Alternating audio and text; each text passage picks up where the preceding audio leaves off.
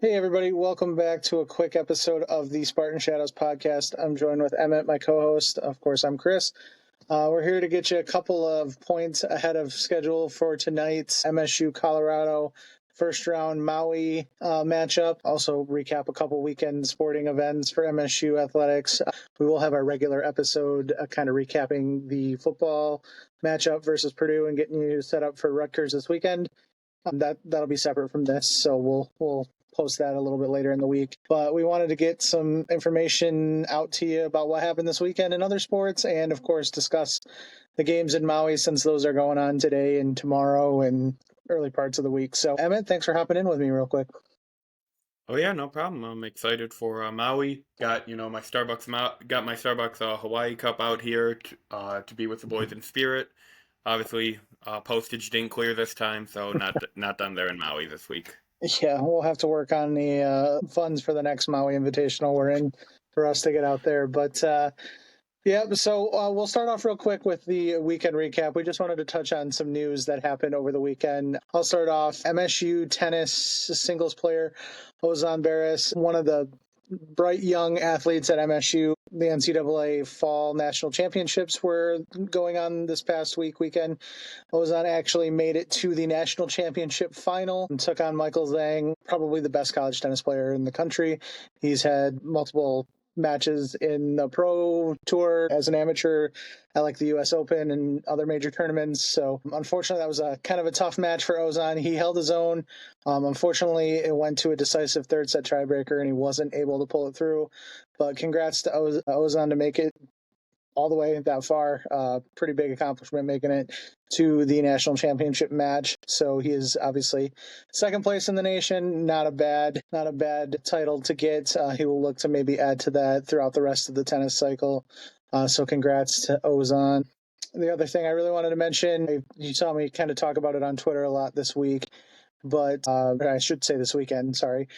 Denver hockey lost over the weekend to Arizona State twice. And so, therefore, as of this morning, your new number one team in the country is Michigan State. They were named number one in the coaches poll in the USA Hockey polls. So, congrats to Adam Nightingale and the Spartans on getting to be number one in the country in both polls for the first time since October 2001. Regular season wise, anyways. They were obviously season ending number one the year they won the national championship in 2007. But this is the first time since 2001 during the season they were able to hit number one. So obviously big things happening for the hockey program. So congrats to Coach Nightingale. They will be playing Lindenwood this weekend in East Lansing. So if you're going to be in town for the Rutgers game, maybe Friday night, Sunday night are the hockey games. Maybe check one of those out if you're around town. Emmett? Yeah, and then on the women's side of sports, we had an individual and team accomplishment as well. For the individual accomplishment, Nolani Yosia, I believe pronunciation-wise, for Michigan State volleyball, just was drafted round 5, pick 7 by the Orlando Valkyries. So exciting news for her and Michigan State women's volleyball. Congratulations to her. And additionally, on the team front of things, Michigan State advanced all the way to the Sweet 16. Unfortunately, they fell to Duke in women's soccer. However, this was the program's first number one ranking this season, earlier in the coaches poll, a nearly 2-month unbeaten streak. So a lot of exciting things for women's soccer, and they'll be back from this and be better next year. I'm very confident in that. Yeah, kind of a tough draw getting Duke in the Sweet 16. They were the tournament Number one favorites. overall So team. yeah, tough draw. They lost 2-0 in that, but it was a close match. A good fought tournament for the women. So congrats to them in making it that far. That's pretty much all we have right now for other sports. Like I said, football did win. They did beat Purdue in a game. We'll call it a game. Game of all time. They certainly had a game last weekend, but they did pull out the win against Purdue. We'll dive more into that in our regular episode. Last game of the season, obviously this weekend against Rutgers, so that'll be a big one. Win will make MSU football bowl eligible. So a couple of big name recruits also hoping to be on campus this weekend. So another big football weekend hopefully coming up, but we'll touch on that a little bit more soon. Getting into Maui, we have the start of the Maui Invitational, always one of my favorite tournaments they do, if you want to call it that, every year. Obviously, the team gets a chance to go hang out in paradise for a week or so, and then gets to play some basketball. We got a good field of 8 this year. MSU, obviously, and then you have North Carolina, Auburn, Colorado, Dayton, Memphis, and then you have the number 5 team in the country, Iowa State, and then the 2-time defending national champion, UConn Huskies. So pretty loaded field for Maui this year. MSU's first game is tonight, 5 o'clock Eastern Standard Time. For us, they take on Colorado, who is 4-0 going into this match.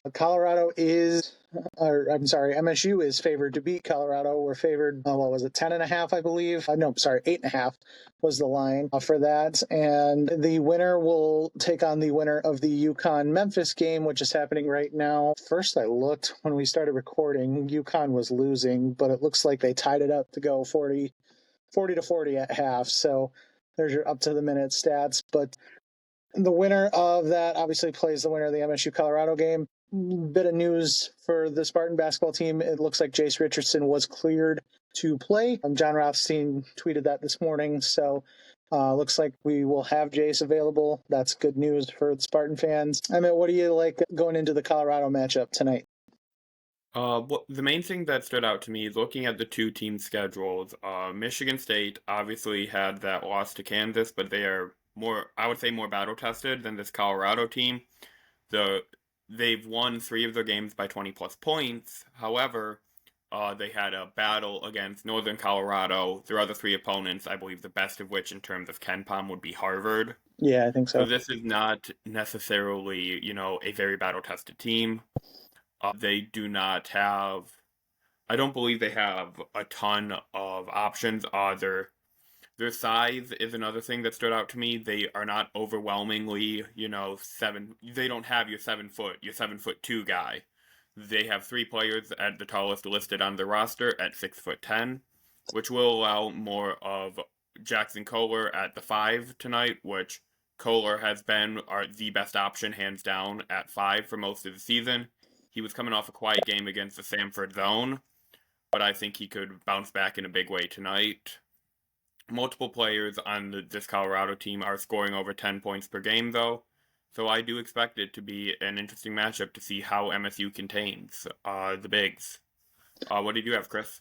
Yeah, MSU is really going to have to key in on, like you said, Yakimovsky. Their leading scorer is shooting about 40% from the field, so he is a pretty legit scoring threat. MSU is favored. It's another one of these games, to me, that's similar, I want to say, I guess similar to maybe how Bowling Green. I don't want to compare them to Bowling Green because I think they're better than Bowling Green, but one of those teams that we've played, obviously a step below Kansas, maybe a step below like your run-of-the-mill Big Ten team, but yet still a team that has some scoring options and can put together some consistent play. MSU is favored to win. Like I said, the ESPN Analytic Predictor gives us about a 75% chance to win tonight. So having Jace back will be helpful. He's been, I think, our most consistent scoring threat probably. Jaden Akins is so far, knock on wood, the last 2 games shown leaps and bounds to get back to where he was. I think he's getting used to being the primary scorer finally. It's a big transition. He's not been that for quite some time, or ever at MSU, I guess I should say. So learning to be the option and having to be the guy is a little bit of a transition. But I'd like for him to get aggressive and have another game similar to the last couple tonight. Like you said, Emmett, I think Kohler, Carr, Booker, follow a little bit. They should be able to establish some play down low and have some scoring options. So I'd like to see that executed pretty well. Overall, though, I think MSU matches up pretty well, and I would like to think that they should win this game. Obviously, I don't want to say that they will for sure, because as we've seen so far with MSU basketball this year, some slow starts and some rough shooting performances early on kind of dig us into these big holes, and one of these times that's going to happen and we're not going to be able to dig all the way out of it. So it'll be interesting to see, but I do like MSU to win tonight. If so, that provides a pretty tough test. Memphis is a pretty decent team on its own right. I would like UConn to, I would think UConn wins that game. Like I said, we're at halftime and it's been kind of a back and forth one, but a matchup tomorrow in the semifinals against UConn would be very interesting. For those of you who don't know, I just want to hit it real quick. The Maui Invitational has 8 teams. Like I said, it's double elimination. So if you win, you move on and you play the winner's bracket and you try to go on and the winners will keep playing for the right to win the championship while the losers play each other and kind of go through a consolation bracket. So if we were to win tonight, we would get the winner of Memphis UConn tomorrow at, I believe it's 1 p.m. Eastern. 6 p.m. Eastern. I was looking at the Hawaii times. 6 p.m. Eastern. And then the championship game is 5 p.m. on Wednesday. That, if we were to win there, the other matchups today are Dayton and North Carolina, and then Auburn, Iowa State. Iowa State and Auburn is going to be a good game. That's one I kind of want to watch. That's 9 o'clock tonight. Unfortunately, that one's on ESPNU, so not everybody may get that, but most of the Maui games are either going to be on ESPN2 or ESPN for those who are able to watch. So it's always a fun little tournament to kind of watch. You get some good early basketball, and with the Hawaii time change, it's easy to access all the games a lot of the time. So it's a fun little tournament. So anybody who's available to watch some good basketball, I would do so. Yeah, a couple quick things to talk about for Colorado's team as well. Sebastian Rankic was ranked number 99 out of the top 100 prospects in high school basketball last year. Originally from Slovakia, played his ball out in California. He's averaging 7.3 points per game, 2.3 rebounds currently. Elijah Malone is another guy who almost was their leading scorer. He has 14 points to Andrei Jakimovsky is 14.3. Malone has the edge on rebounds at 5.8. And then their leading rebounder overall is Trevor Baskin, averaging 10 points, 7 rebounds, and an assist per game. Like I said earlier, there are 4 players currently averaging over 10 points per game for Colorado. That said, they have not necessarily faced the best opponents that they'll face all season. So I think it's going to be a very interesting matchup to see how good this Colorado team is and how Michigan State compares to, I would say, a middle to middle high level of competition.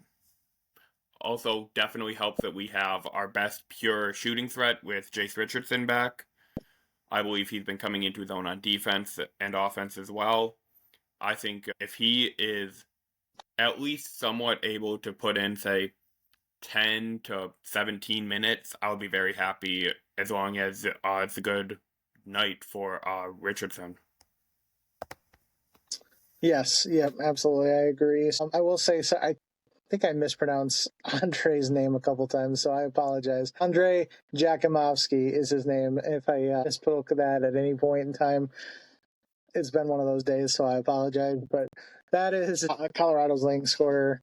And I've noticed, too, it looks like the betting line has actually shrunk since earlier today. So it looks like MSU is down to a 6.5 point favorite according to FanDuel. So just something to note. So maybe some people putting some money in on Colorado. Could be a close match. I don't know. But I guess we can maybe get our score projections real quick, and then that'll be it. We can preview kind of the games individually as far as MSU goes, I guess. And then that should be that. So what do you have as your final score? I'm feeling MSU 76, and then I would say Colorado 68. So covering the new line, not cover the old line. I think they were going to be flirting in that range anyway, so I think FanDuel is being very smart right here. But yeah, I think MSU 76, Colorado 68. I'd say leading scorer, tough between Kohler and Akins. I'd say give me Kohler. Jackson Kohler as the leading scorer. Yeah, that's probably pretty accurate.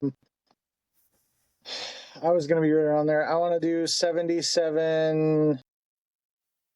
I'll probably say 77, 65. I think MSU might be able to eke out a 10-point win, 12-point win.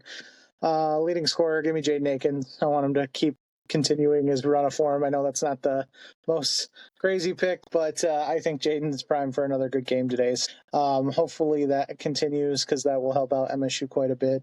But yeah, that'll wrap us up for the quick hitter podcast Maui preview. We'll be back with our regular episode previewing all the football stuff with Zach later this week, and then Emmett and I may have some extra Maui stuff as the tournament bracket unfolds. So if you have any questions, comments, concerns, let us know.